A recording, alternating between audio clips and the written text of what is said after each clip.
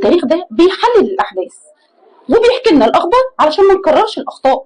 ايه السجع الجامد ده؟ تعال بص معايا على التاريخ الانساني، هتلاقي دوافع الحروب هي من ايام سيدنا ادم، فكانوا يا اما طمعانين بفلوس البلد وخيراتها، او علشان واحده ست شرفا، او جنون العظمه والسيطره. عندك مثلا بريطانيا، المملكه التي لا تغيب عنها الشمس، كان هدفها الاساسي في احتلال كل البلاد اللي احتلتها دي ثروات وخيرات البلاد دي.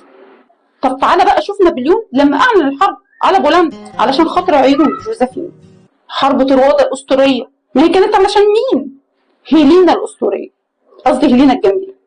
دول يا سيدي اجانب ملناش دعوه بيهم. طب تعالى بقى بص على الاندلس، ايه اللي اسسها؟ صقر قريش، وعملها امبراطوريه اسطوريه. هم اللي بعده حاولوا يوسعوا ويمشوا على نفس النهج بتاع صقر قريش. اما الجيل الثالث والرابع فدول اللي حبوا يستمتعوا